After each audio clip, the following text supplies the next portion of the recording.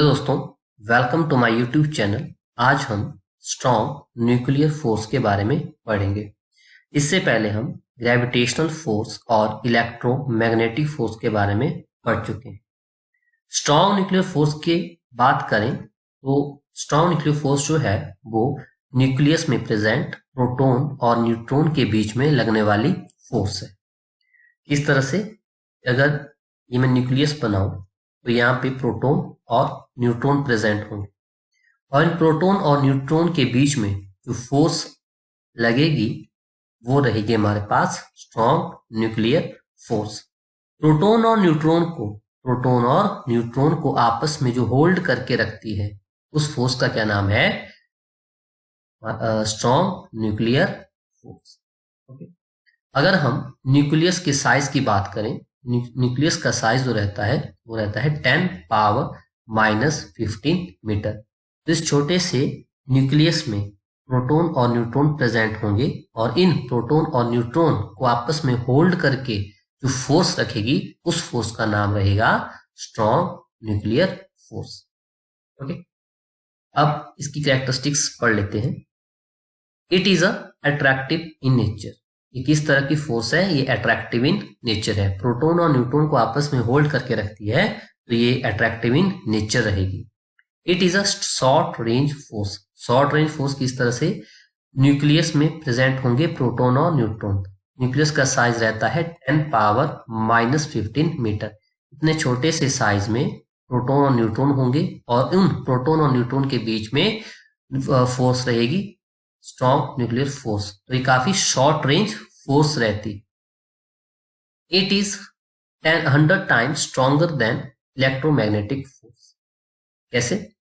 अगर मैं gravitational force को 1 यूनिट मान लूं तो electromagnetic force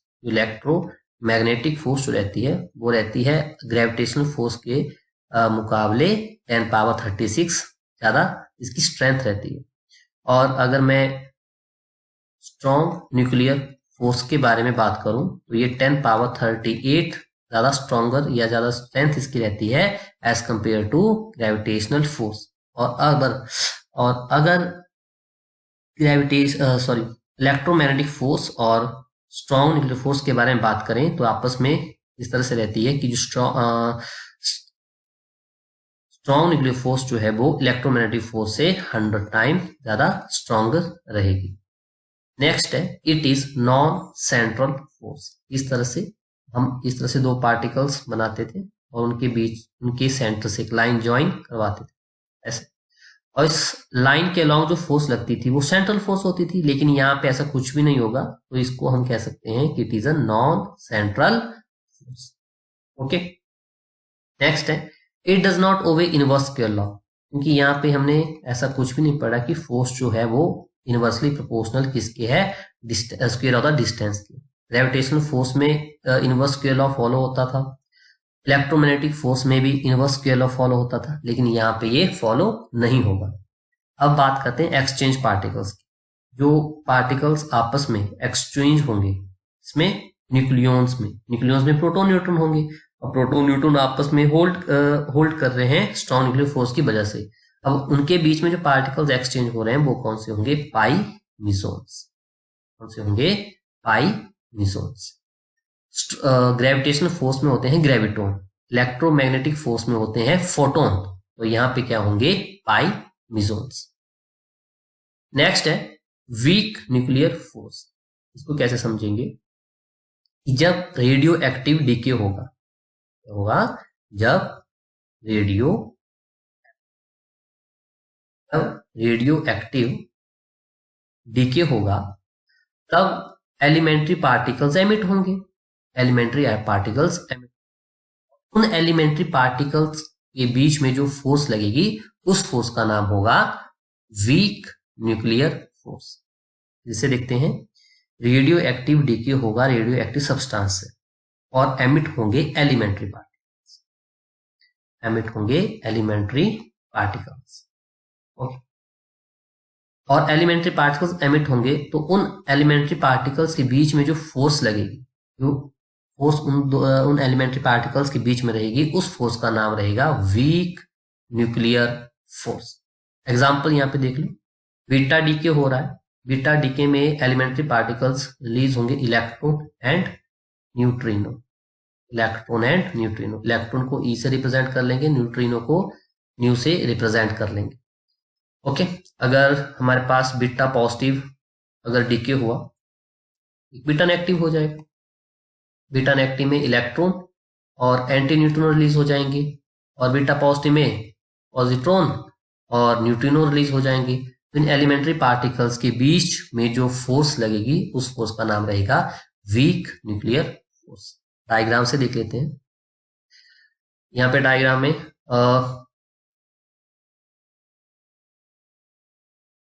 weak nuclear force को हम रिप्रेजेंट करेंगे। यहाँ पे बीटा डीके हो रहा है, तो यहाँ पे हम देख सकते हैं कि न्यूट्रॉन जो है वो कन्वर्ट हो रहा है प्रोटॉन में, न्यूट्रॉन कन्वर्ट हो रहा है प्रोटॉन में, और क्या रिलीज हो रहा है साथ में, electron and anti neutrino, electron and anti neutrino आपस रिलीज हो रहे हैं, एमिट हो रहे हैं, और इन दोनों के बीच में जो फोर्स लगेगी, इन दोनों पार्टिकल्स के बीच में जो फोर्स लगेगी उस फोर्स का नाम क्या रहेगा, वीक न्यूक्लियर फोर्स। अगर हम पार्टिकल कैरियर्स की बात करें तो इनमें पार्टिकल्स या इंटरमीडिएट पार्टिकल्स जो रहेंगे, जो पार्टिकल एक्सचेंज होंगे, उनका नाम रहेगा बोसोन्स। क्या रहेगा, बोसोन्स। वीक न्यूक्लियर फोर्स में जो एक्सचेंज ऑफ पार्टिकल्स रहेंगे वो बोसोन रहते हैं। ग्रेविटेशनल फोर्स में ग्रेविटोन होते हैं, और फोटोन रहते हैं इलेक्ट्रोमैग्नेटिक फोर्स में। स्ट्रॉन्ग न्यूक्लियर फोर्स में क्या रहते हैं, पाई मेसोन्स, और इसमें रहेंगे वीक न्यूक्लियर फोर्स में बोसोन्स।